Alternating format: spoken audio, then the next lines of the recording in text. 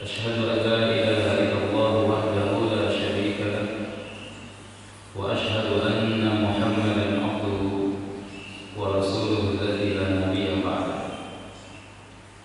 اللهم صل وسلم وبارك على حبيبنا وشافعنا وقرة أعيننا وإمامنا محمد صلى الله عليه وسلم وعلى آله وأصحابه وأنصاره وجنوده ومن أحيا سنته ونهج نهجه ودعا بدعوته إلى يوم الدين. أما بعد، اللهم لا سهل إلا ما جعلته سهلا وتجعل الحزن إذا شئت سهلا. اللهم لا مانع لما أعطيت ولا معطي لما منعت ولا ينفع ذا الجد منك الجد. Jamaah yang dirahmati Allah Subhanahu wa taala, alhamdulillah wa syukurillah, tiada kata yang pantas kita ucapkan untuk membasahi lisan kita selain kita banyak bersyukur dan kehadirat Allah Subhanahu wa taala, mengucap tasbih, tahmid, takbir, mengagungkan asma Allah Subhanahu wa taala. Alhamdulillah, pada pagi hari ini sembari kita menghirup udara segar di subuh hari, udara bersih, bertemu dengan para jamaah, saudara-saudara kita seiman dan seislam. Kita baru saja melaksanakan sholat subuh berjamaah. Semoga Allah Subhanahu wa taala menerima sholat kita dan Allah jadikan hati kita tenang, kemudian sehat walafiat, iman kita meningkat, dan mudah-mudahan kita menjadikan hamba Allah Subhanahu wa taala yang bertakwa, yang memakmurkan masjid, cinta kepada kebaikan-kebaikan. Amin ya rabbal alamin. Salawat dan salam mudah-mudahan senantiasa tercurah kepada baginda mulia Rasulullah Muhammad sallallahu alaihi wasallam beserta para sahabat, para tabi'in, tabi'in, dan mudah-mudahan kita termasuk umat yang istiqomah. Jamaah yang dirahmati Allah Subhanahu wa taala, alhamdulillah bisa kembali lagi bersilaturahmi dengan jamaah sekalian dengan kondisi masjid yang sudah sangat luar biasa. Masya Allah, mudah-mudahan Allah berikan kemudahan kepada kita semuanya untuk menyelesaikan rumahnya ini biidznillah, dan siapapun yang berkontribusi mudah-mudahan diberikan balasan yang setimpal, balasan yang berlipat dari Allah Subhanahu wa taala untuk membangun rumahnya tempat ibadah. Ikhwatul iman yang dirahmati Allah Subhanahu wa taala, seraya juga kita mohon kepada Allah agar dilindungi dari wabah corona. Ya, kemarin katanya rekor baru lagi 3.000 sekian yang terpapar. Sebelumnya 2.700, kemarin 3.000-an. Meskipun ada info kalau di Jakarta hari ini pun ada konser katanya, tapi nontonnya mobil gitu, bioskop dan lain sebagainya. Masya Allah, semoga Allah lindungi kita semuanya, khusus para jamaah di Masjid Istiqomah, sehat walafiat. Allahumma ba'adan bala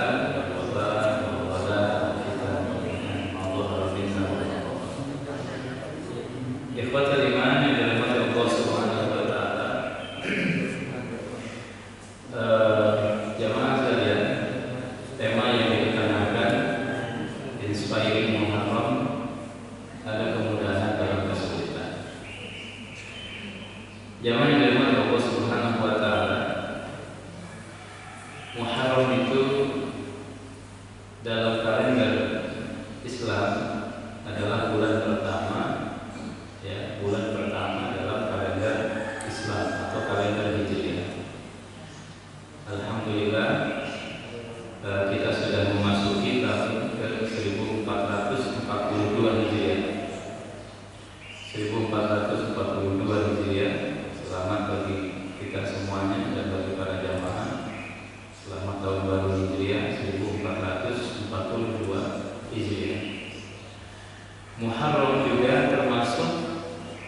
salah satu bulan yang termasuk Ashhurul Hurum, bulan-bulan haram, bulan-bulan yang diharamkan untuk berperang dalam Islamnya. Inna iddatash syuhuri indallahi 12 syahran fi kitabillah yauma khalaqas samawati wal ardh minha arba'atun hurum. Minha di antara bulan-bulan itu yang 12, arba'atun ada 4 hurum bulan haram. Dzulqa'dah, Dzulhijjah, Muharram dan bulan Rajab. Kemudian jemaah sekalian dirahmati Allah Subhanahu wa taala, di dalam Islam kalender Hijriah ini yang diawali dengan bulan Muharram, bulan-bulan sebelumnya atau nama-nama bulan dari zaman jahiliyah itu sudah dikenal. Muharram, Safar. Muharram artinya diharamkan karena tidak boleh perang. Safar dari kata sifrun artinya kosong, karena pada bulan Safar perkampungan, kabilah-kabilah, kampung-kampung di kabilah-kabilah itu tidak ada penduduk, kosong, karena mereka berangkat untuk berperang. Atau dalam pengertian yang lain, kampung-kampung itu kosong karena harta kekayaannya sudah diambil oleh musuhnya. Bulan Safar, Muharram, Safar, Rabiul Awal mulai musim semi, Rabiul Tsani akhir dari musim semi, ya. Jumadil Ula, Jumadil Tsaniyah dan lain sebagainya. Nah, akan tetapi sampai pada zaman Umar bin Khattab radhiyallahu anhu atau zaman Abu Bakar belum dikenal tuh. Ya, ini dalam Islam kalendernya nama tahunnya apa? Nah, jamaah sekalian dirahmati Allah, baru pada zaman Umar bin Khattab ketika Umar mengirim surat ke Basrah, gubernurnya Abu Musa Al-Asy'ari radhiyallahu anhu. Nah, surat itu sampai ke sana, dibaca oleh Abu Musa, kemudian bertanya kepada Umar, ini instruksinya tahun lalu atau tahun ini? Karena di bulan tersebut, ya, tertulis bulan tertentu, tetapi sampai ke sana tahunnya sudah ganti. Karena pada waktu itu nggak ada istilah tahun keberapa, 1, 2, belum dikenal jamaah sekalian. Sampai pada masa Abu Bakar, sampai di masa Rasulullah, untuk mengenal nama-nama tahun dikaitkan dengan peristiwa-peristiwa besar yang terjadi pada tahun itu. Rasul lahir pada tahun gajah, bukan tahun 1, 2, 3, tahun gajah, karena berbarengan dengan datangnya Raja Abraha untuk menghancurkan Ka'bah. Kemudian Allah kirim Thairun Ababil, burung ababil, dan menghancurkan mereka. Kemudian ada tahun kesedihan ketika wafat istri Nabi Khadijah radhiyallahu anha dengan pamannya Abu Thalib. Kemudian ada tahun hijrah ketika Rasul pindah, ada tahun perang, tahun kita, tahun kedua Hijriah ini. Nah, kemudian Abu Bakar, Umar minta kepada beberapa sahabat untuk memusyawarahkan sehingga ditemukanlah momentum Hijriah sebagai nama tahun Islam. Jamaah sekalian dirahmati Allah Subhanahu wa taala, jadi kita sudah 1442 tahun yang lalu hijrah, peristiwa hijrahnya Rasulullah Shallallahu Alaihi Wasallam, 14 abad yang lalu. Tetapi momentum itu senantiasa menjadi inspirasi bagi kita sekalian. Kemudian dari tema ini, ya, ada 10 Muharramnya. Hari ini 10 Muharram, ya, yang dikenal dengan Hari Asyura. Hari Asyura. Nah, ini nanti bahasan kita itu lebih banyak di sini. Hari Asyura, Rasulullah Shallallahu Alaihi Wasallam memerintahkan kita untuk melaksanakan puasa Asyura, jemaah sekalian. Karena dilatar belakangi oleh satu peristiwa, nanti kita akan lebih banyak bicara di situ. Puasa Asyura dilatar belakangi oleh kemenangan yang Allah berikan kepada Nabi-Nya, Nabi Musa alaihissalam. Dan hikmah-hikmahnya apa? Insya Allah kita bahas pada pagi ini. Ikhwatal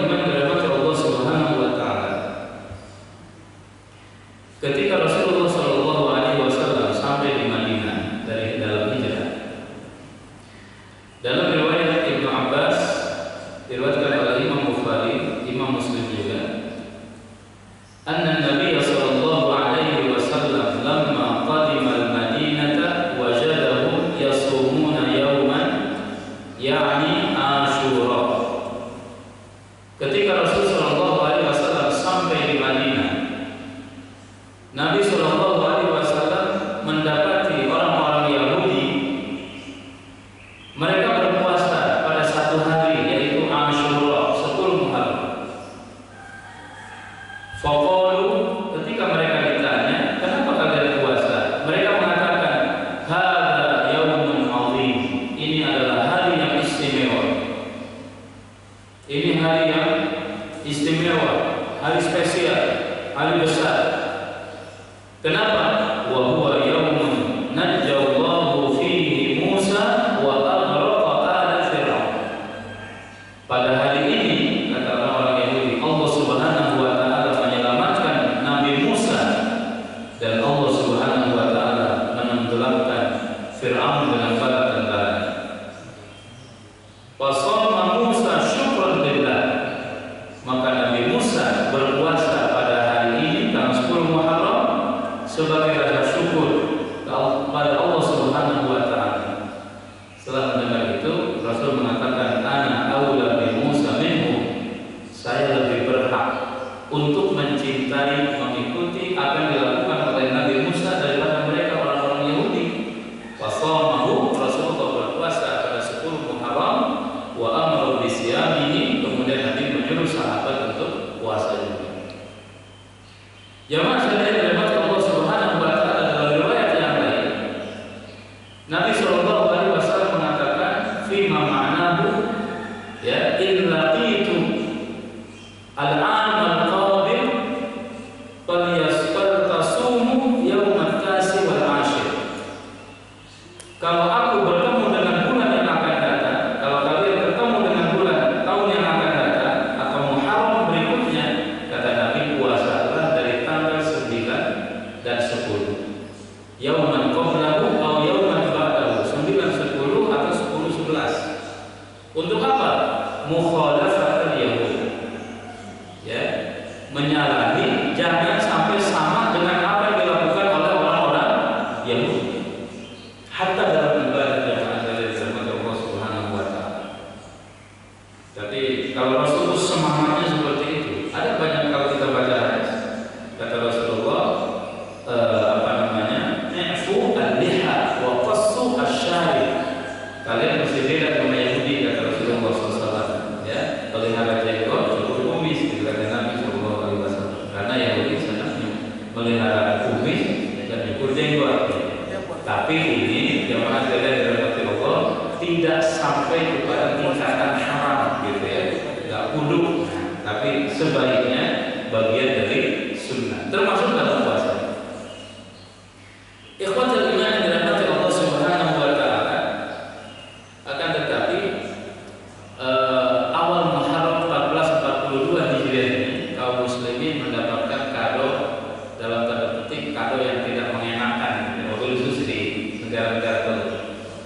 Karena salah satu dari negara Teluk melakukan normalisasi hubungan bilateral dengan Israel, ya, UEI, melakukan normalisasi hubungan bilateral dengan Israel, satu-satunya negara Teluk pertama yang melakukan normalisasi hubungan bilateral dengan penjajah di jemaah saya. Dan ini menjadi sampai sekarang kalau kita mengikuti berita di sana menjadi perbincangan, ya, karena sekian lama Palestina memperjuangkan kemerdekaannya, tetapi yang terjadi seperti itu. Wallahu a'lam bishawab. Ikhwatul iman dirahmati Allah Subhanahu wa taala. Nah, kita masuk nih kepada cerita 10 Muharram ini. Diawali dengan awal mula Bani Israil masuk Mesir. Israil adalah nama lain dari Nabi Ya'qub alaihissalam. Ya, Israil itu artinya Abdullah. Maka jemaah sekalian dirahmati Allah, beberapa ulama mereka tidak mau menyebut negara Israel itu dengan Israel, karena Israel itu dari Israil, Nabi Ya'qub alaihissalam. Semoga Allah melaknat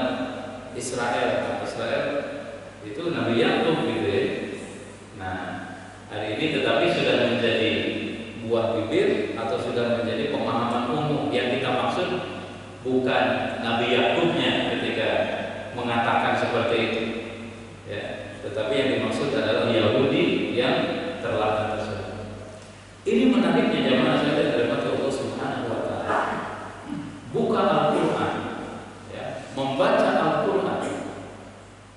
Di juz pertama Allah Subhanahu wa taala sudah cerita tentang Bani Israel. Ya kan? Allah sudah cerita tentang Bani Israel, cerita Nabi Adam, kemudian setelah itu cerita Nabi Musa dengan kaumnya Bani Israel. Belum cerita tentang Rasulullah, perang Badar, enggak. Dan itu hampir mau selesai juz pertama. Akhir dari juz pertama cerita Nabi Ibrahim alaihissalam, Nabi Ibrahim, Nabi Yakub, ya kan? Nabi Ismail ketika bangun Ka'bah.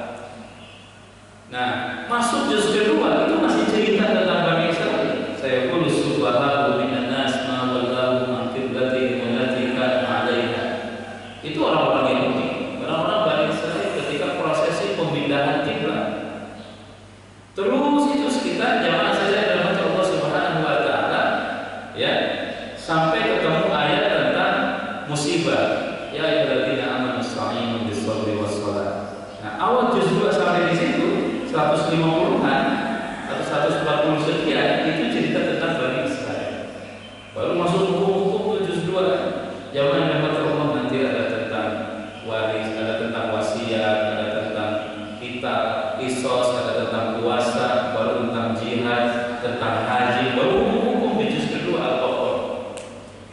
Sebagaimana ikhwan dan Allah nanti di surat-surat berikutnya di Al-Maidah juga Bani Israel diceritakan, di Al-A'raf juga Bani Israel diceritakan. Terlebih ada surat Al-Isra atau disebut juga dengan surat Bani Israel. Dalam surat Toha juga cerita tentang Bani Israel.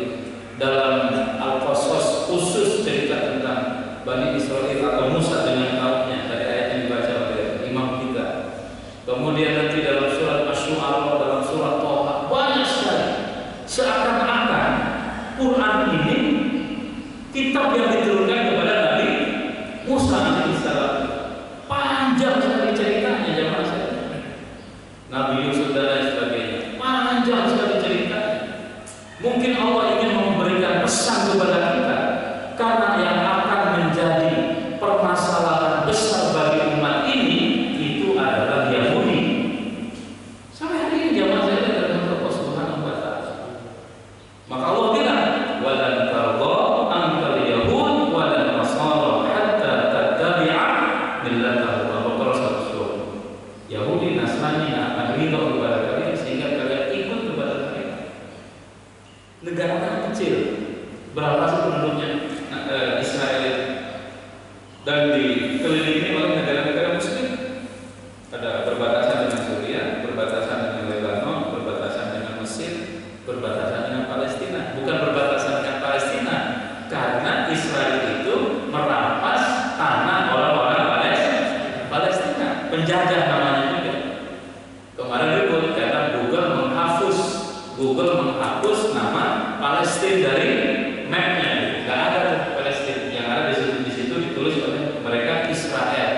Wah, itu ramai jemaah sekalian.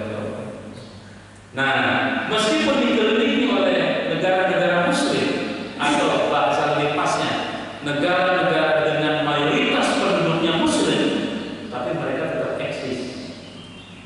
Dan kalau secara geografis, ya letaknya itu kan ke bawah ke Asia, tetapi dia lebih nyaman untuk masuk ke Uni Eropa. Karena kalau gabung dengan Asia nggak nyaman dia. Tapi aksesnya itu lebih banyak kepada Uni Eropa. Tapi dia Israel ini jamaah sekalian ada yang mengatakan gitu ya. Kalaupun negara-negara Islam ini, maaf, penduduknya yang berbatasan itu yang bertetangga dengan Palestina itu, mohon maaf gitu kasarnya itu, mereka berjamaah ngencini Israel saja, mereka bisa tenggelam gitu. Nggak usah diperangi kira-kira begitu. Suriah, ya, kemudian Mesir, Yordan, Beirut, Lebanon. Tapi memang mereka cerdas. Negara-negara ini hari ini sudah tercabik-cabik. Negara ini sudah tercabik-cabik. Ini juga yang melatar belakang secara demokratis oleh penduduk, oleh rakyatnya. Muhammad Mursi yang baru wafat setahun yang lalu, yang sekalian itu dikudeta oleh militer. Siapa di belakang itu? Di belakang itu ada Mossad, ya, ada intelijennya Israel. Di belakang itu ada orang-orang sekuler, ada Yahudi dan lain sebagainya. Karena ketika Mursi berkuasa, Israel menyerang Palestina, ya, Mesir memiliki sikap yang tegas dalam sejarahnya itu belum pernah ada. Perdana Menterinya lagi perang datang dengan boro-boro itu. Perdana Menteri setingkat Perdana Menteri, menteri aja enggak atau jenderal enggak, tapi Perdana Menteri sampai datang di sana. Padahal lagi perang. Kuat sekali dukungannya. Infonya juga ya di periode Mursi itulah, ya, orang-orang Palestina itu mendapatkan pasokan senjata karena perbatasan dibuka, dibekali dulu gitu. Dan mereka melihat ini akan membahayakan status Israel, maka dikudeta, dan hari ini di Mesir tidak bisa apa. Kemudian juga Lebanon, atau ya Lebanon juga tidak bisa apa. Negara yang kemarin baru meledak itu 2.700 ton, ya, natrium apa itu, subhanallah. Kemudian juga jamaah jalan Suriah lagi kacau balau. Kemudian Yordan, negara kecil, maka dihabiskan. Kemudian juga Irak juga bertanggung sekarang. Afghanistan, jamaah jalan dirahmati Allah, perang saudara terus setelah ditinggal sama Amerika itu, antara Taliban dengan pemerintah dan lain sebagainya. Tidak ada ikhwatul iman dirahmati Allah. Sehingga ada satu kaidah yang disampaikan oleh para ulama, ya, menjadi indikasi apakah Islam ini lagi kuat atau tidak. Apa barometernya? Barometernya adalah Al-Quds, tanah yang luasnya 1 km persegi itu, Masjidil Aqsa maksud saya. Tanah yang luasnya 1 km persegi, Al-Quds, yang mana saja. Itu yang menjadi barometer. Kalau Al-Quds, kota Al-Quds atau Masjidil Aqsa, di mana tempat Al-Quds menjadi tempat Masjidil Aqsa, kalau itu dikuasai oleh kaum muslimin, berarti Islam kuat. Sejarah mengatakan demikian. Tapi kalau Masjidil Aqsa dikuasai oleh kekuatan yang lain, berarti Islam lagi lemah. Jamaah saya dirahmati Allah Subhanahu wa taala. Umar bin Khattab radhiyallahu anhu pertama kali dia yang menerima kunci gerbang kota Al-Quds dari Bizantium atau dari orang-orang Kristen. Islam kuat. Jamaah saya. Kemudian jatuh lagi, ditaklukkan lagi oleh Salahuddin Al-Ayyubi berikutnya gitu ya. Kemudian jatuh lagi, kemudian datang Turki Utsmani, diambil lagi oleh Turki Utsmani. Kemudian dari itu jatuh lagi, dikuasai oleh orang Yahudi sampai hari ini. Karena kalau mau ke sana bukan dengan visa Palestina, apakah Israel atau masuk lewat Yordan gitu jemaah saja. Nah, beberapa ulama memberikan fatwa sebaiknya tidak ke sana gitu. Dalam situasi ketika kita masuk itu ketika kita masuk tapi izinnya dari Israel. Karena menganggap kalau demikian dianggap kita bagian dari mereka. Maksudnya memberikan dukungan secara tidak langsung mengakui eksistensi negara Israel kayak gitu ya. Tapi juga ada yang mengatakan dapat. Nah, kalau melihat jamaah yang dirahmati Allah Subhanahu wa taala, ini menjadi barometer kekuatan kaum muslimin. Palestina itu Al-Quds. Dan hari ini Masya Allah luar biasa, semua kementerian Israel itu sudah dipindahkan ke Al-Quds, kecuali ada 2 kementerian pertahanan, satu lagi apa? Amerika sudah memindahkan kedutaan besarnya ke Al-Quds, di mana ada Masjidil Aqsa di sini. Kemudian tempoh hari Brasil juga memindahkan kedutaan besarnya ke Al-Quds dan beberapa negara yang lain. Ya, jamaah saya dirahmati Allah, dan mereka menganggap Al-Quds itu adalah ibu kotanya Israel, bukan ibu kotanya Palestina. Kemudian mereka memberikan ada satu kota namanya apa, begitulah, itulah ibu kota kalian, bukan Al-Quds. Ini pusaran politik global.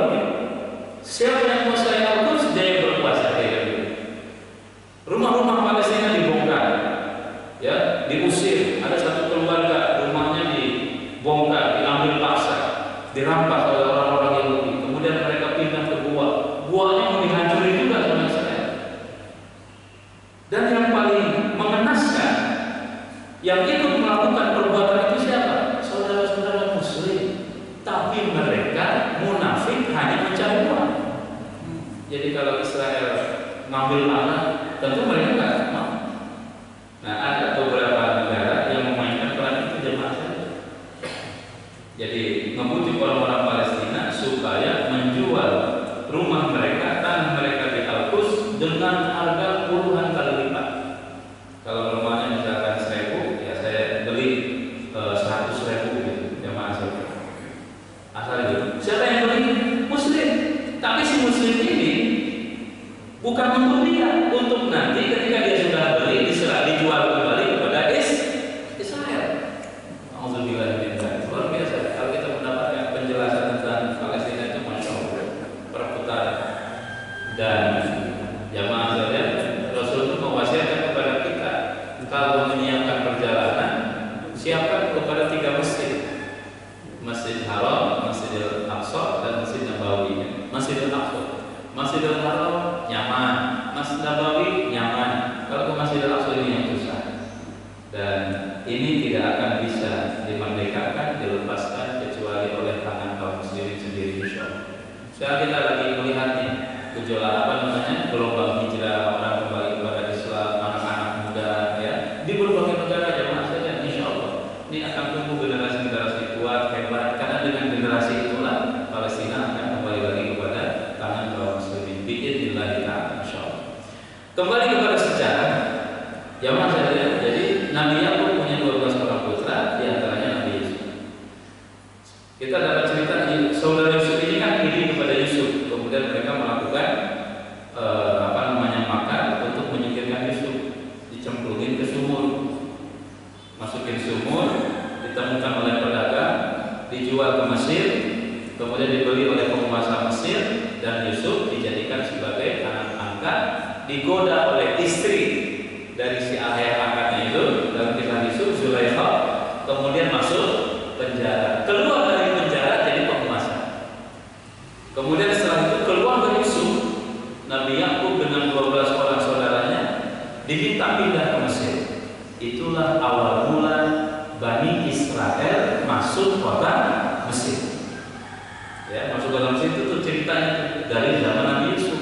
Ratusan tahun kemudian, jamaah sekalian, ya, mereka itu awalnya hidup damai, beranak pinak, begitu ya, menjadi klan besar, punya kekuatan, skillnya bagus, sampai datanglah penguasa yang namanya Fir'aun kesekian, para Ramses kesekian, dengan pendekatan kekuasaan yang penuh dengan kezaliman, intimidasi, wabil khusus dia mengintimidasi orang-orang Bani Israel. Dan puncaknya adalah ketika Fir'aun ini bermimpi, ditakwilkan oleh dukunnya kalau orang yang akan menghancurkan kekuasaannya itu siapa? Anak dari Bani Israel. Akhirnya Fir'aun mengeluarkan kepres, kira-kira gitu ya. Fir'aun bukan presiden ya, dia Tuhan pengakunya tuh, aku Tuhan ya. Nah, apa yang dilakukan? Yang pertama mengaku Tuhan dalam surat Al-Qasas. Waqala Fir'aun ya ayyuhal mala' ma 'alimtu lakum min ilahin ghairi. Wahai para pembesar, kata Fir'aun ya, wahai para pejabat, saya nggak tahu Tuhan itu saya, kata Fir'aun. Dalam surat Al-A'la An-Nazi'at, faqala ana rabbukumul a'la. Akulah Tuhan kalian yang paling tinggi. Kemudian Fir'aun mengeluarkan kebijakan untuk membunuh bayi laki-laki Bani Israel, membiarkan bayi-bayi perempuan dari Bani Israel. Wa idna jainakum min ali Fir'aun yasumunakum su'al adzab. Ketika kami selamatkan kalian dari Fir'aun dengan bala tentaranya yang menimpakan kepada kalian azab, siksaan yang paling buruk, yudzabihuna abna'akum, mereka menyembelih anak laki-laki kalian, wa yastahyuna nisa'akum, dan mereka membiarkan hidup anak-anak perempuan kalian. Kata Allah Subhanahu wa taala, anak laki-laki disembelih, anak perempuan biarin hidup. Di zaman Fir'aun karena ketakutan dengan mimpinya ini. Padahal aku Tuhan, tapi dia takut sama bayi gitu. Berarti ini Tuhannya Tuhan KW sekian gimana? Ya karena nanti bukan Tuhan, saya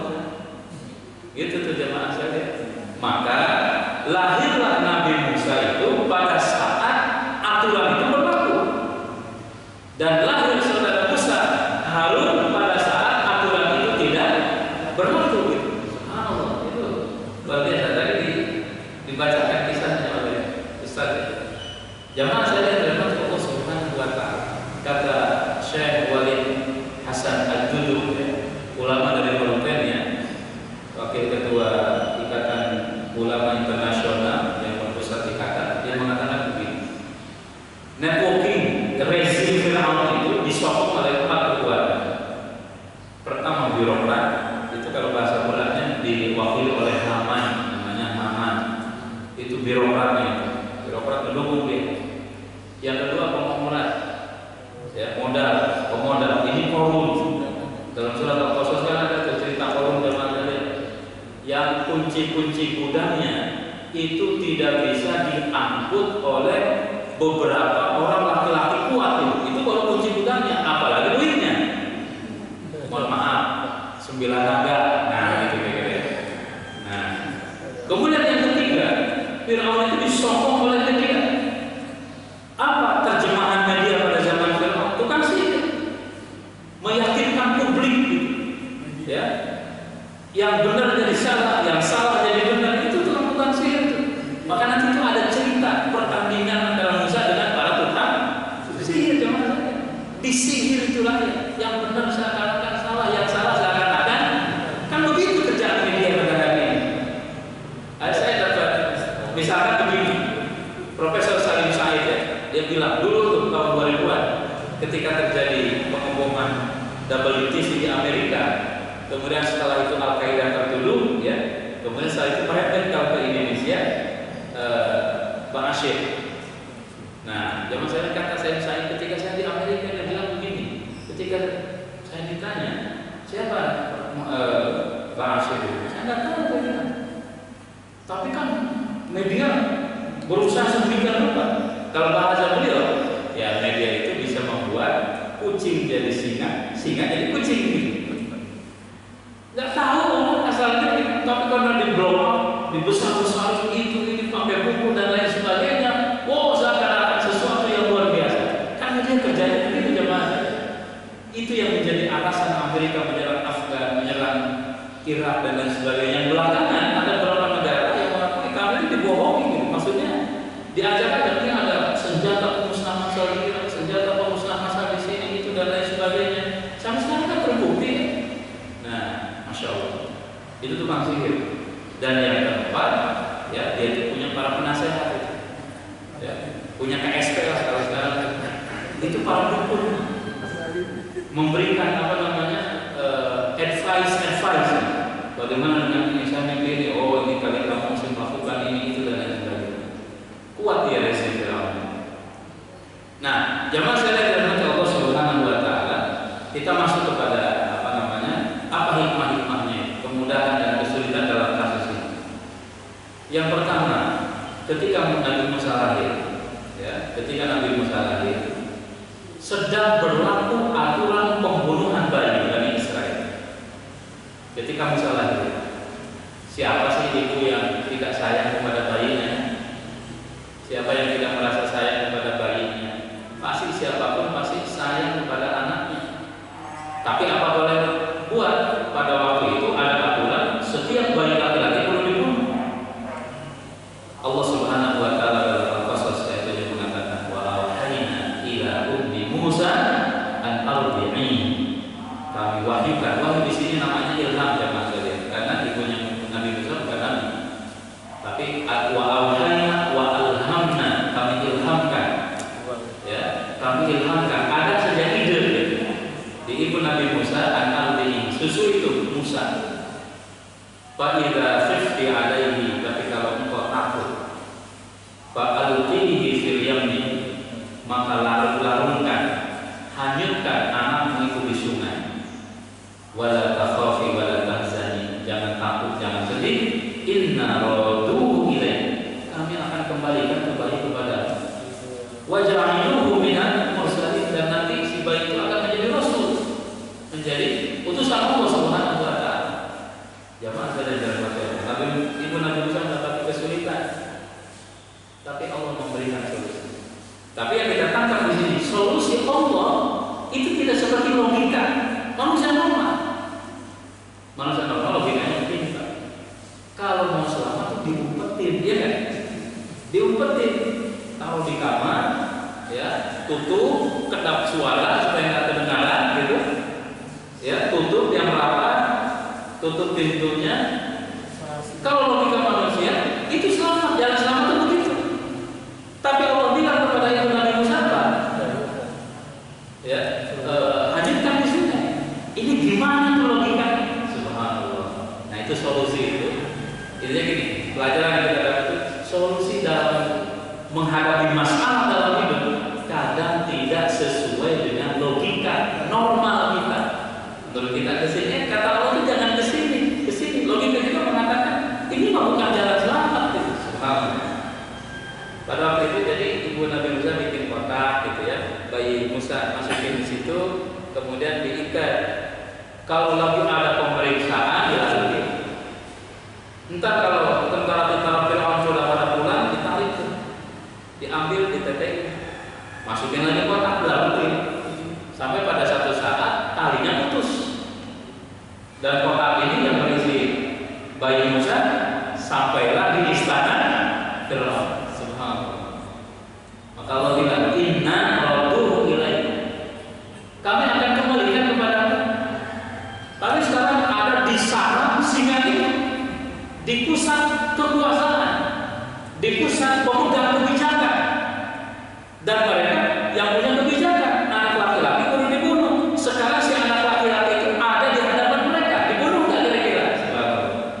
Allah Subhanahu Wa Taala ya, jamaah sekalian, mengatur alam jagat raya ini ya. Maka apa yang terjadi?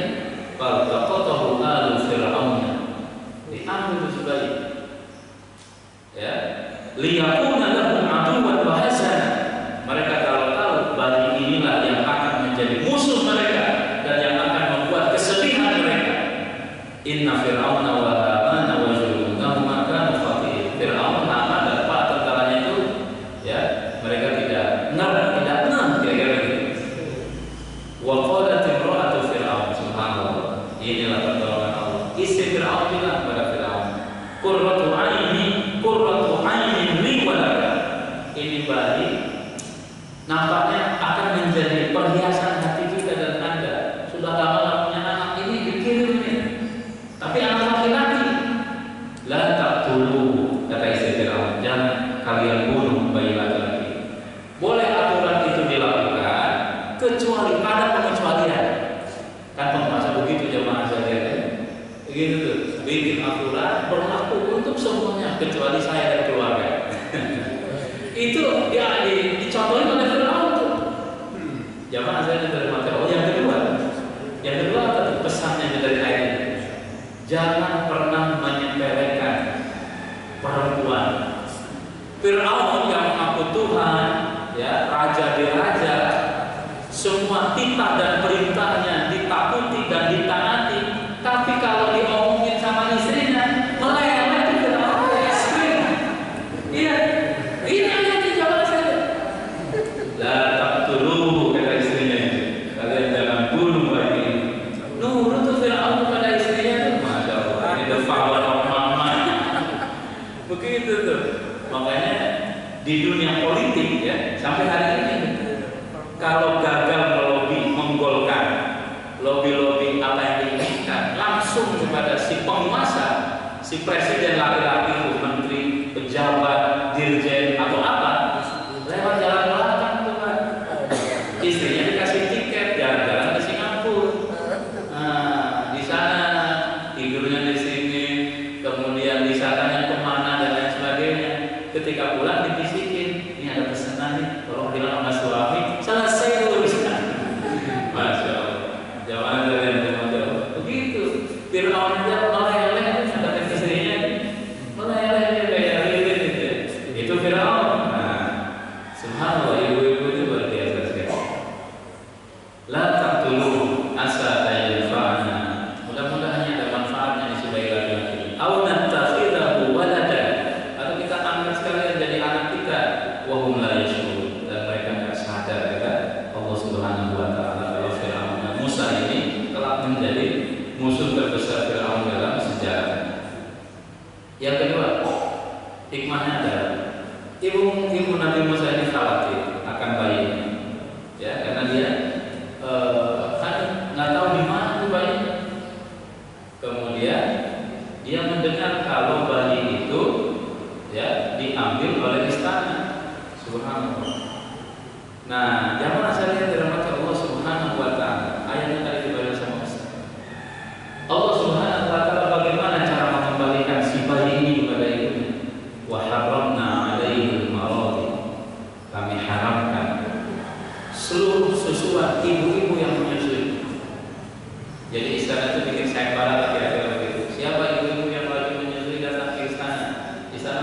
pagi ini. Ya, tapi setiap ibu yang lagi menyusui, wa haramna alaihi al-maradi min qablu, diharamkan oleh Allah, enggak mau netek Musa kepada bukan ibunya. Datang ibu ini ada semacam apa namanya itu jamaah ya, idol gitu ya, ada kontes.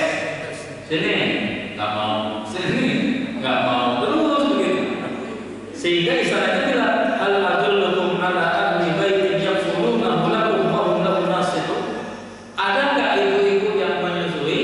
Ini istana punya bayi, butuh ibu susuan. Masya Allah jemaah.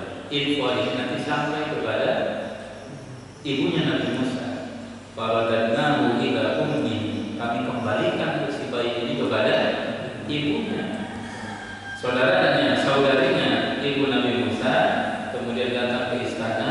Kalian butuh ibu menyusui? Iya. Saya ada akses gitu. Saya punya channel nih. Ada ibu-ibu lagi menyusui. Ya namanya juga ibu. Datanglah ke istana jemaah saja. Kemudian diambil tuh bayi, netek kepada namanya ibunya, dan Allah Subhanahu wa taala membuka keran air susunya. Cocok. Netek. Akhirnya apa? Ibu Nabi Musa diangkat menjadi staf khusus, KSP. Ya, diangkat menjadi staf khusus untuk menyusui bayi istana. Subhanallah. Itulah cara Allah Subhanahu wa taala mengembalikan bayi Musa kepada ibunya. Kudu dihanyutin. Kalau nggak dihanyutin nggak begini ceritanya. Kalau diumpetin di kamar itu dibunuh. Bukan jadi anak angkat. Tapi ternyata setelah dihanyutin itulah solusi yang Allah berikan, meskipun tidak masuk logika. Jamaah saudara, lahirnya apa? Ibu Musa tiap hari datang ke istana, jamaah saudara. Boro-boro tiap hari datang ke istana. Ya, subhanallah. Bukan hanya bisa nyusui, tiap hari datang ke istana, ketemu anak, bertemu para pejabat di istana, dapat gaji lagi. Ibu-ibu ketika nyusui anaknya itu dapat gaji dari suami nggak? Dapat. Ini uang belanja, ini uang bisu, gitu ya. Karena ada ceritanya teman saya. Subhanallah. Ibu Nabi Musa dapat gaji, padahal nyusui anaknya sendiri. Makan enak, fasilitas, dijemput dan lain sebagainya. Inilah bahasa Quran.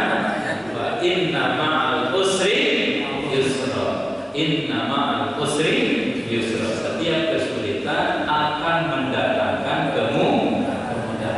Muslim itu begitu. Ya, kita optimis saja meskipun logikanya nggak masuk.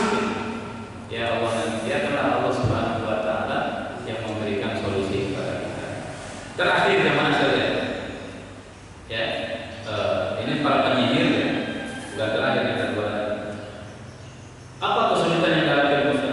Datang Fir'aun ya, dakwain Fir'aun tak mau. Kemudian sampai pada akhirnya Fir'aun mengumpulkan para penyihir Mesir. Ingin diadu sama Musa, ingin mempermalukan Musa di hadapan khalayak ramai. Para penyihir ini bilang, wajah sahabat Fir'aun. Para penyihir datang kepada Fir'aun. Qalu inna lana la ajran in kunna nahnu ghalibin. Mohon maaf jemaah, mungkin kalau bahasa hari ini para penyihir itu tadi jadi buzzer lah kayak gitu. Buzzernya Fir'aun para penyihir. Inna lana la ajran in kunna nahnu ghalibin. Nanti kalau saya menang saya dapat duit nggak? Kira-kira saya punya dapat fasilitas nggak? In kunna nahnu ghalibin, kalau saya menang, kata Fir'aun, kata para penyihir itu, kata para buzzer itu. Kalau buzzer hari ini kan kita 90 miliar gitu ya. Kalau kata BPK ternyata angkanya bisa lebih hebat kan? Qala na'am, kata Fir'aun iya. Ya, wa innakum laminal muqarrabin. Nanti kalian dapat fasilitas deh. Jadi komisaris ini itu dan sebagainya. Qalu ya Musa imma an tulqiya wa imma an naqula nahnu mulqin. Kata para penyihir itu. Wahai Musa, yuk siapa duluan nih? Apakah kami yang duluan melempar tali-tali, tongkat-tongkat, atau kamu duluan? Ya. Kemudian Musa mengatakan, aku, kalian duluan. Falamma alqaw saharu a'yunan nas. Ketika mereka melempar apa yang mereka bawa, tongkat di bulan, kemudian juga tali-tali juga menjadi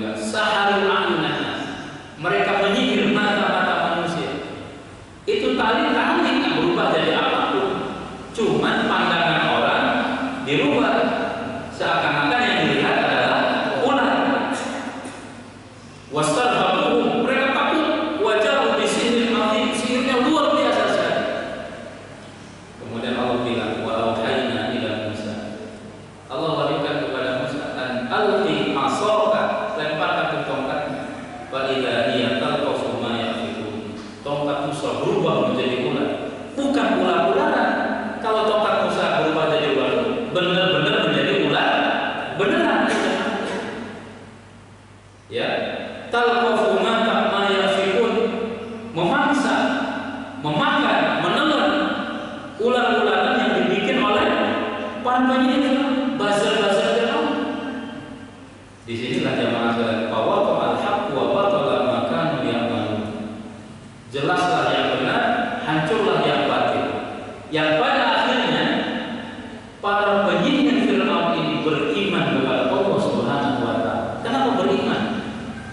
Mereka tahu ketika tongkat Musa dilempar itu menjadi ular beneran. Ini bukan sihir, ini wahyu. Kalau tongkat yang mereka lemparkan yang disihir itu mata manusia, mereka tidak bisa merubah tongkat menjadi ular. Cuma pandangan orangnya saja yang ditutupi, dirubah. Tapi ketika Musa melemparin tongkatnya, jadi ular beneran.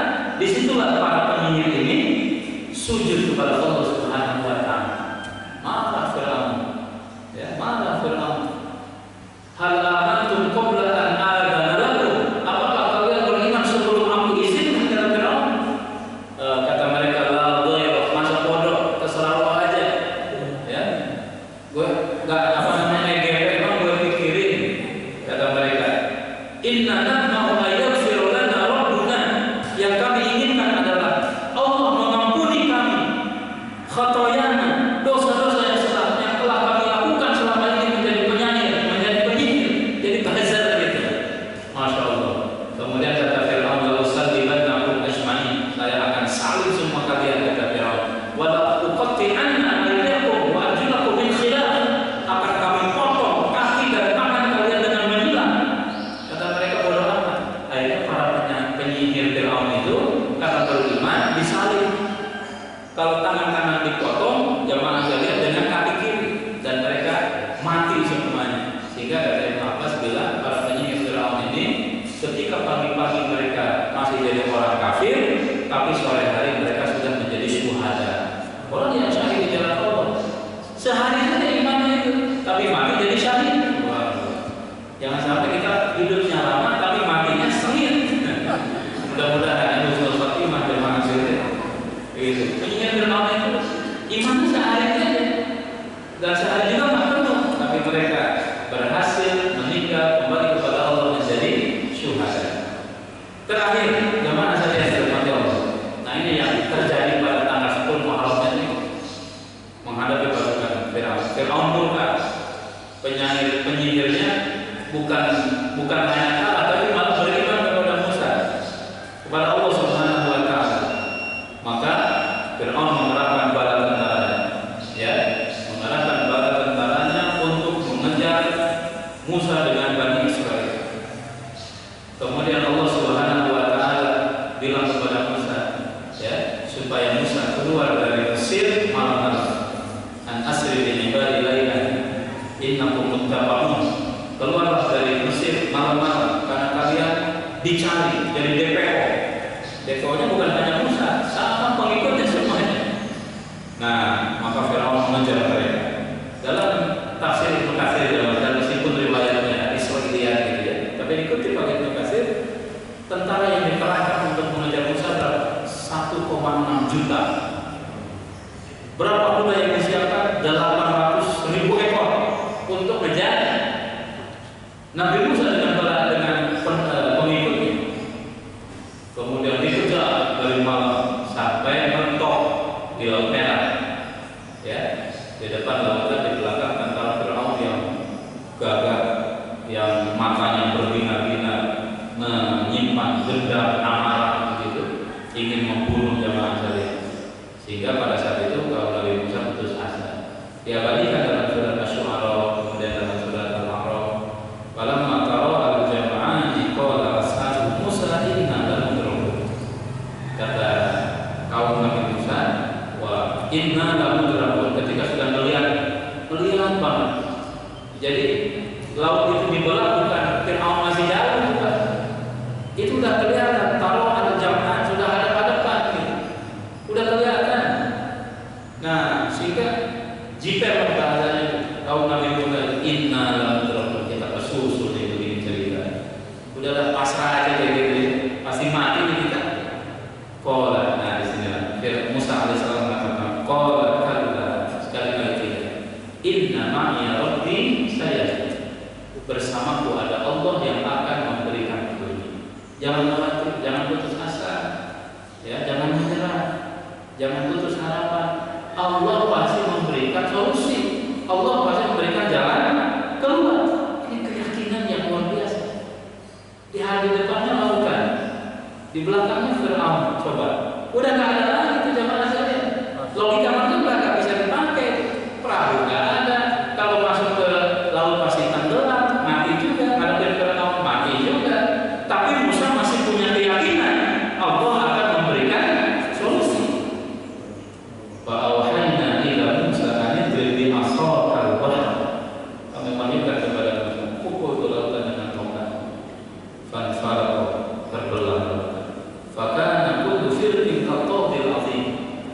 Dinding lautan ini, air ini yang menggunung seperti gunung yang sangat tinggi, membelah aja. Belakangan tuh ada orang memberikan teori ini, ilmiah ini dinilai sebagai ini gitu zaman hari. Terbentang 12 jalan.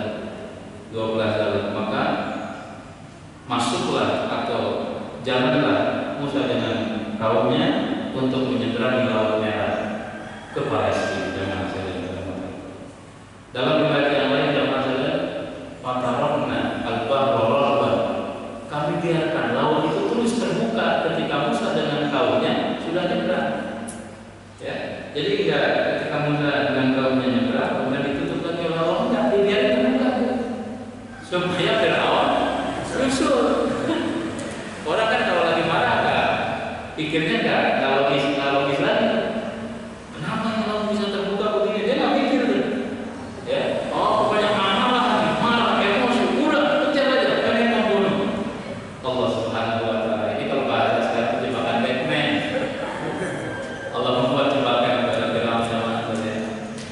Ya, maka kata Allah, wa azlamna samar akharin, kelompok yang lain disusulkan, wa anjayna Musa wa man ma'ahu ajma'in, Musa dengan kaumnya selamat, summa aghraqna al-akharin, Fir'aun dengan para tentaranya kami tenggelamkan.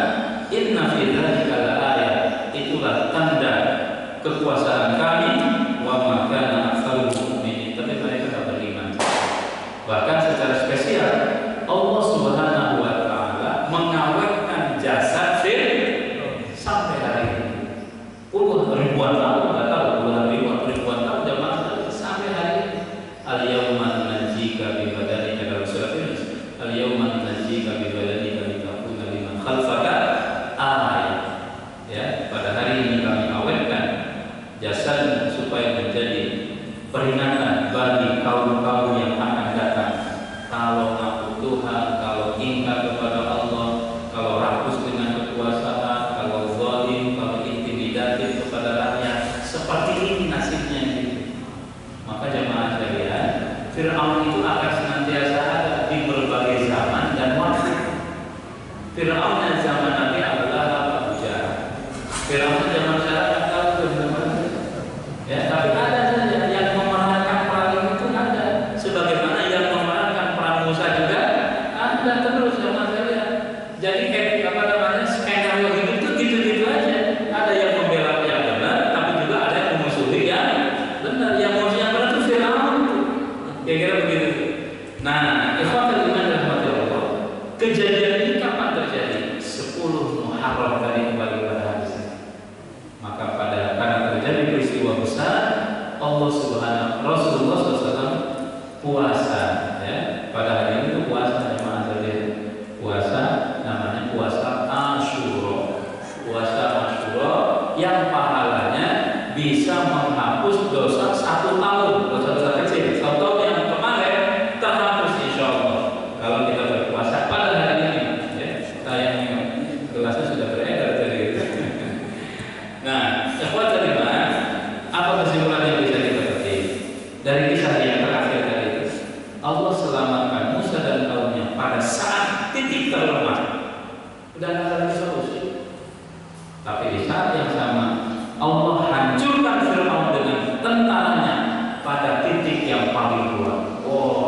1,6 juta. Kayaknya kita nggak kalah. Justru Allah akan menghancurkan, dipancing ke laut. Lautnya tetap dibuka. Allah punya kehendak ingin menghancurkan dia. Melawan siapa? Bukan melawan Musa yang kuat, punya senjata, enggak. Justru melawan Musa yang nggak bisa apa-apa. Jadi begitulah jamaah dari Allah itu kalau punya kehendak, gitu. Kalau pakai cerita Fir'aun beginilah. Jadi kalau kezaliman itu sudah sampai kubur-kubur, sudah sampai puncak, dan kita sudah nggak ada daya dan upaya, nah jangan-jangan skenario Fir'aun ini akan terjadi begitu.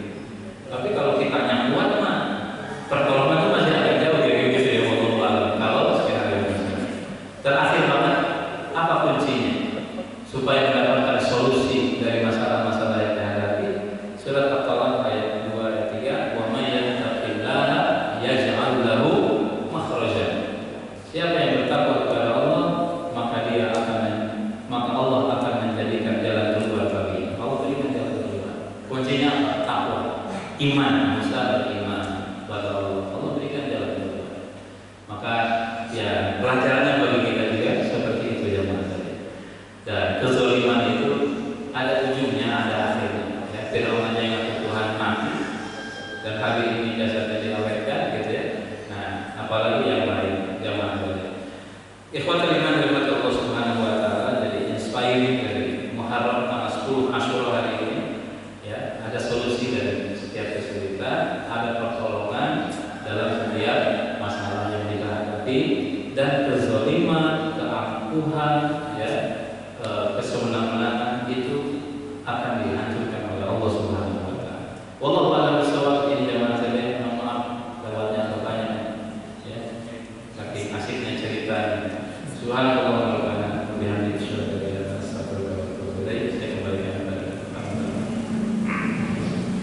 Alhamdulillahirabbil alamin. Terima kasih banyak kami ucapkan kepada Ustaz yang telah menyampaikan banyak sekali ilmu kepada kami. Semoga kita semua dapat mengambil manfaat dari apa yang telah kita sampaikan. Baik Bapak Ibu, selanjutnya saya sudah jawab kepada Bapak dan Ibu yang mempunyai keganjalan yang telah disampaikan Ustaz. Untuk silakan bertanya.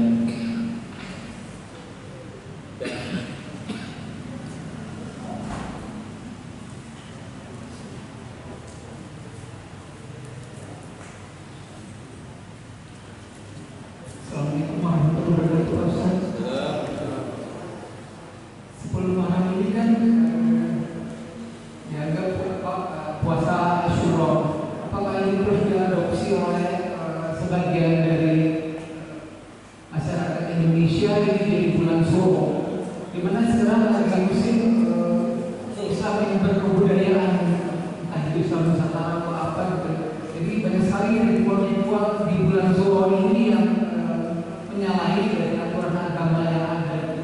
Mungkin adopsi dari ajaran Hindu atau juga zaman dulu. Bagaimana untuk berkomunikasi atau menyadarkan mereka kalau ritual bulan Suro ini banyak yang bertentangan dengan Islam.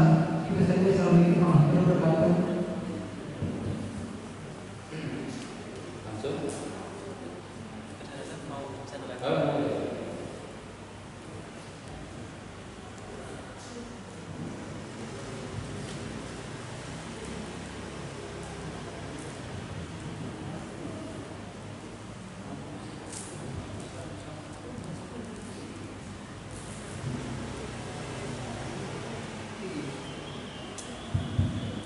Assalamualaikum warahmatullahi wabarakatuh.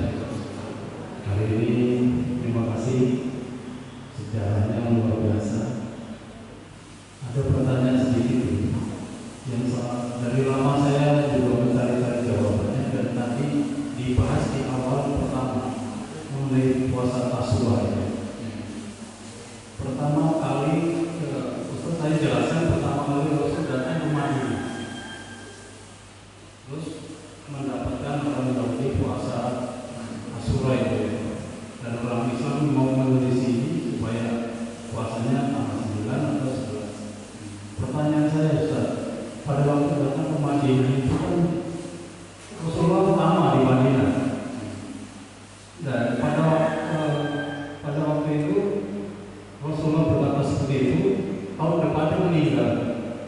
dijelaskan nih supaya pemahaman ini bisa kita dapatkan dari Ustaz. Terima kasih. Assalamualaikum warahmatullahi wabarakatuh.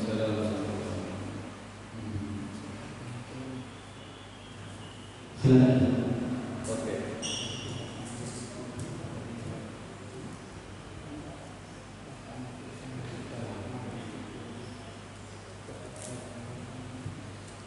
Baik. Bismillahirrahmanirrahim.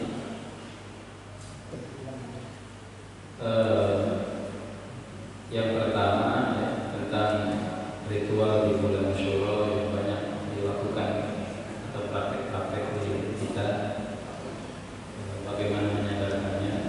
Pertama, saya membaca beberapa fatwa para ulama. Kira-kira intinya adalah la yujad amalan fil Asyura illa shaum. Jadi tidak ada amal-amal yang mesti dilakukan dalam hari Asyura itu kecuali puasa. Meneliti hati dan lain sebagainya, apa yang mesti dilakukan di hari Asyura? Puasa. Ya tadi ada macam-macam. Jadi macam-macamnya itu ada yang mandi keris tanpa gitu ya, macam-macam itu memang dalam literatur sunnah Rasul juga ada ditemukan, kecuali saum saja yang disyariatkan oleh Rasulullah SAW. Bagaimana penyadarannya? Ya dengan dakwah, menyampaikan terus kebaikan, meyakinkan begitu, kutip hadisnya, mengungkapkan alasan-alasannya apa yang dilakukan oleh Rasulullah SAW pada tanggal Asyura itu. Kalaupun mau diperingati ya sejarahnya itu tadi tetap gitu ya, bukan jadi malah klinik, bukan malah jadi macam-macam menghadirkan rorok itulah gitu dan lain sebagainya gitu ya. Tetapi kalau membaca sejarahnya hari Asyura itu, kenapa ada Rasul memerintahkan puasa, ya itu sejarahnya yang tadi kita sampaikan. Sejarah perjuangan, sejarah pembelaan agama Islam, sejarah kemenangan kaum muslimin, Allah menolong memerangi Roma, kaum duafa yang berzalimi, itu tuh yang mesti diceritakan apa yang terjadi pada Asyura. Nah nggak tahu tuh kenapa bisa menjadi macam-macam gitu ya, jadi banyak buku ritual ini dan lain sebagainya. Ya itu mesti dijelaskan kepada umat pelan-pelan. Ya mungkin betul ada rembesan ajaran dari agama-agama yang lain dan sebagainya. Maklum negeri ini kan tentang waktunya cukup lama. Dulu Bapak Hindu di sini lama, juga sehingga mungkin mengangkat ketika wali semua datang pelan-pelan supaya mereka tidak hobi kepada Islam harus sekaligus. Tapi kalau lihat kita dapatkan, kita sampaikan kepada mereka. Kemudian pertanyaan yang kedua yang disampaikan tentang kasuhannya ya, tentang kasuhannya. Dalam beberapa riwayat saya kutip Ustaz Imam Syafi'i, dalilnya ini ya,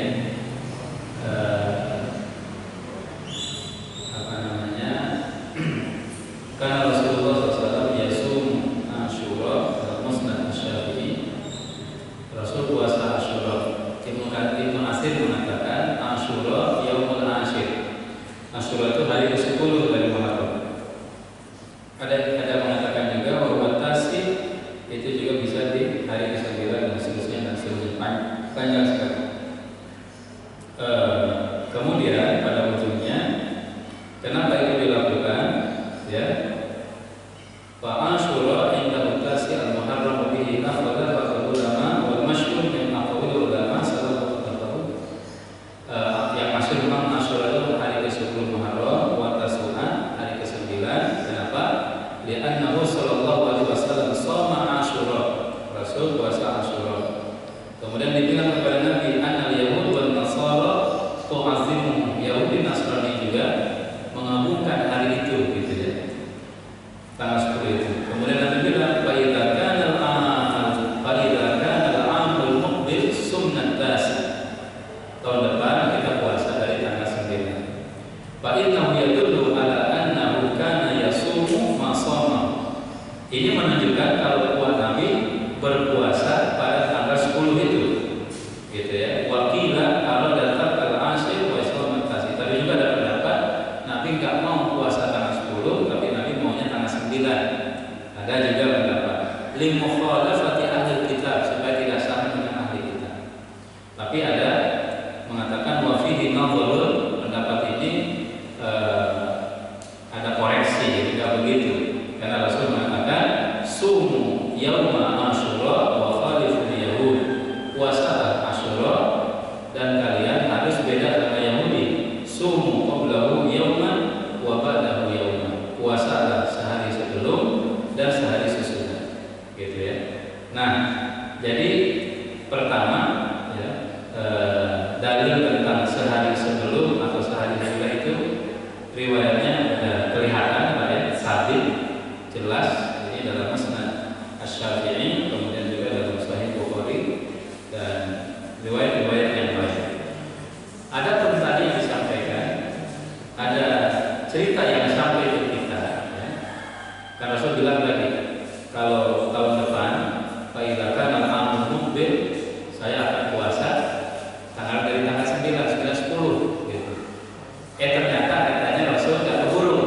Padahal Rasul kan hijrahnya pertama hijrah dan langsung mendapati Yahudi melakukan itu. Wallahu a'lam bishawab begini. Mungkin ini thariqatul jam'i namanya. Komprominya begini. Kalau membaca musnad ini, wallahu a'lam bishawab ya. Karena di sini juga ada ya, al-thariqatul dan sebagainya. Ketika Rasul sampai di Madinah, Rasul itu tadi riwayatnya dalam Ibnu Abbas hanya tahu ya, Rasulullah SAW ketika sampai di Madinah, Rasul tahu orang-orang Yahudi mengagungkan hari Asyura. Dan Rasul bilang kepada para sahabat, ana aula bihi, ya, kalau begitu kita lebih berhak. Ya, kita lebih berhak, maka puasalah. Ya, Rasul puasa, fasamahu wa amalu bisyami. Rasul puasa dan Rasul memerintahkan para sahabat juga untuk puasa tanggal 10 itu. Gitu ya, tanggal 10 itu. Wallahu a'lam bishawab. Ini apa namanya? Pikiran saya. Wallahu a'lam bishawab. Jadi sampai titik itu Rasul puasanya tanggal 10 saja. Tanggal 10 saja. Tanggal 10. Mungkin sampai beberapa waktu ya, Rasul dikasih tahu wakila, dikasih tahu ke Rasulullah kalau Yahudi juga berpuasa pada tanggal itu. Karena di riwayat yang tadi ya, di riwayat yang tadi si Yahudi itu hanya yu'adzimunahu. Hadza yaumun azim, ini hari besar nih. Mungkin mereka ada ritual-ritual dan lain sebagainya. Wallahu a'lam. Tapi Rasul tidak sampai tahu kalau Yahudi puasa juga gitu. Cuman Yahudi itu bilang fasamahu Musa syukran. Dulu umat Musa puasa tuh di tanggal 10 itu sebagai bentuk terima kasih kepada Allah. Nah, kalau begitu kata Nabi, saya yang lebih berhak mengikuti apa yang dilakukan oleh Musa. Mungkin tanpa mengetahui kalau Yahudi juga puasa, tapi Rasul tahu Yahudi menganggap ini hari istimewa. Mungkin mereka makan-makan, masak-masak dan lain sebagainya gitu ya. Sampai ada yang bilang kepada Rasulullah, wahai Rasulullah, ternyata Yahudi puasa juga kan? Nah, disampaikan kepada Nabi, wallahu a'lam, kalau mau dikompromikan, mungkin beberapa saat berikutnya, beberapa tahun berikutnya, meskipun ide ini atau pikiran ini agak bisa dikoreksi juga, masa sih? Tapi kira-kira begitu tuh.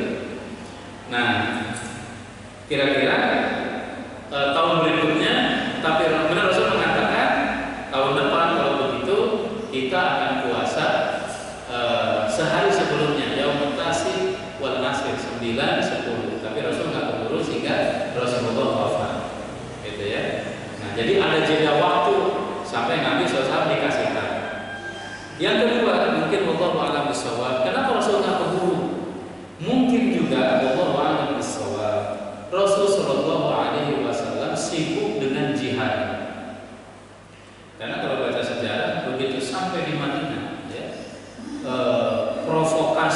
dilakukan oleh orang-orang musyrik itu kencang sekali sebelum terjadi perang Badar tahun kedua itu sudah ada beberapa ekspedisi pasukan datang ke kabilah ini, datang ke kabilah ini dan lain sebagainya.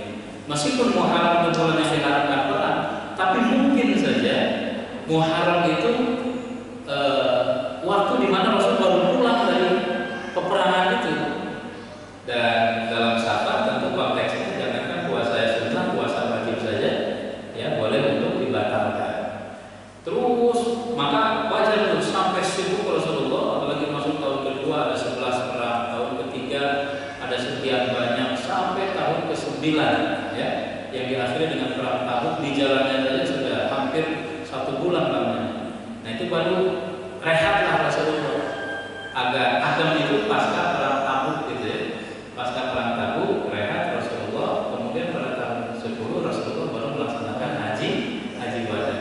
Nah, jadi pendapat yang kedua, kenapa Rasulullah keburu? Mungkin saja Rasulullah karena kesibukan peperangan yang tadi, jihad yang tadi, sehingga ibadah ini tidak bisa dilakukan sampai Rasulullah SAW menghadap kepada Allah Subhanahu wa Ta'ala. Wallahu a'lam bishawab. Yang saya tahu mungkin itu tuh ya, kepikiran komprominya, meskipun agak masih bisa diperdebatkan juga, diperdebatkan sampai nanti insya Allah mudah-mudahan ketemu alasan yang sesungguhnya. Benar nggak sih dengan apa yang kita pahami bahwasanya ternyata tahun berikutnya Rasul sudah wafat, padahal Rasul hijrahnya 10 tahun di Madinah itu Pak ya. Itu yang memang terjadi muskil yang perlu diselesaikan. Allah a'lam, itu yang bisa saya komentari.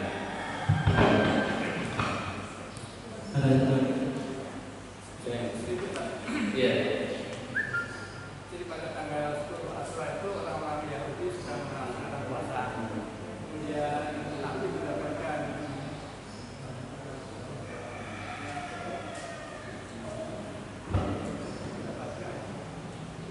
apa berita dari para sahabat bahwa orang Yahudi itu sudah puasa. Ya, Nabi mengatakan bahwa kita jangan terlalu besar untuk melaksanakan. Ya, nanti pada sedang puasa. Kemudian yang bagian itu ada bagian untuk jadi kenapa Nabi mengatakan kita harus berdoa? Kenapa? Nabi lebih berat, umat Nabi Muhammad lebih berat. Iya. Rasul mengatakan lebih berhak dari orang-orang Yahudi dalam hal mencintai Nabi Musa. Kan awalnya tanggal 10 puasa itu Musa dulu. Musa berpuasa karena tadi ceritanya diselamatkan Allah dari jalan Fir'aun. Maka Musa sebagai bentuk syukur berpuasa tanggal 10. Kemudian ketika Rasul tahu orang Yahudi puasa atau orang Yahudi merayakan gitu ya, merayakan hari besar itu, kata Rasulullah yang lebih berhak mencintai Musa, mengikuti apa yang dia lakukan gitu ya, membaca sejarahnya, itu kita sebagai umat Islam ya. Saya sebagai Nabi juga, Musa Nabi,